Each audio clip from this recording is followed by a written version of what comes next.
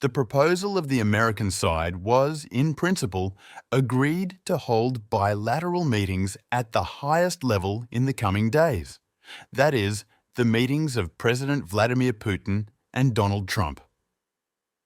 Now, together with American colleagues, we are proceeding with the specific elaboration of the parameters of this meeting and the place of its holding.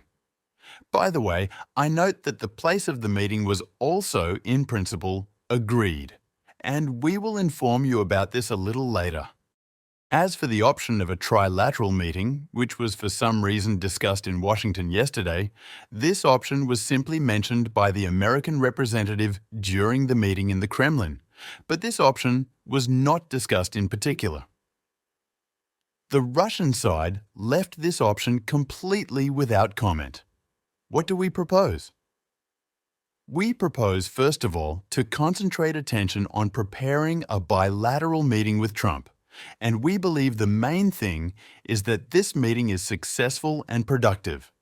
It is also well known to everyone that yesterday, immediately after Witkoff's report, Trump called a number of leading European partners and negotiated with them on this matter. I note that we, using the relevant channels, have already begun to inform our closest partners and friends on the issues that were discussed during the meeting with Witkoff. The orientation was designated as the next week, but I just mentioned that the parties are beginning to prepare for this important meeting, and it is difficult to say how long it will take.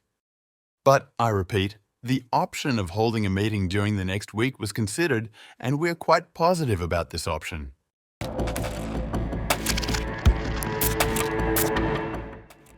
A week that began with diplomatic handshakes in Moscow may soon culminate in a summit with global consequences.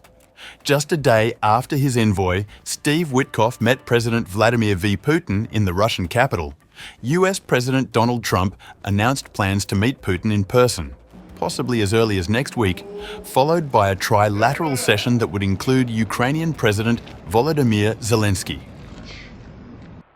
The dramatic move was revealed during a high-level call with European leaders on Wednesday and could pave the way for the first direct meeting between American, Russian and Ukrainian leaders since the full-scale invasion began over 3 years ago.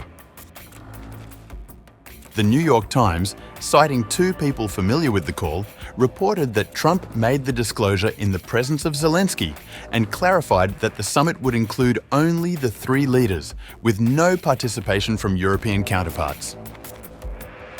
Asked later if Kyiv and Moscow had agreed to the proposal, Trump responded confidently, "There's a very good prospect that they will." Well, there's a very good prospect that they will. And we haven't determined where, but we had some very good talks with President Putin today.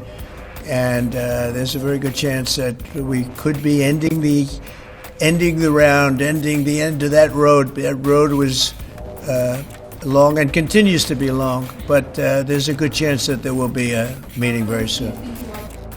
While Kremlin spokesperson Dmitry Peskov offered no immediate comment, Zelensky cautiously welcomed the possibility of direct talks. It appears that Russia is now more inclined to consider a ceasefire. The pressure on them is working. But the main thing is to make sure they don't deceive anyone in the details, neither us nor the United States. For Putin, even a direct meeting with Trump marks a diplomatic breakthrough. Since the invasion began, he has been shut out by NATO leaders, with his last face-to-face with a US president occurring in Geneva with Joe Biden in June 2021. The proposed summit highlights Trump's firm belief that personal diplomacy and his negotiation skills are key to unlocking an agreement others have failed to secure. According to the New York Times, the Wednesday call included key Western leaders: British Prime Minister Keir Starmer, Finnish President Alexander Stubb, German Chancellor Friedrich Merz, NATO Secretary-General Mark Rutte, US Vice President J.D. Vance, Secretary of State Marco Rubio, and Trump's Special Envoy Steve Witkoff. The announcement reportedly left many of them surprised. While one official briefed on the call said the plan drew skepticism, another source familiar with the conversation noted that the European leaders appeared to accept Trump's approach. Though Trump has consistently criticized US military support for Ukraine, even publicly reprimanding Zelensky earlier this year, he recently approved new weapons sales to NATO allies intended for use in Kyiv. Meanwhile, tensions between Trump and Putin have simmered in private. Despite months of overtures, Trump has grown increasingly vocal in his frustration, especially after repeated rounds of talks via Witkoff failed to gain traction.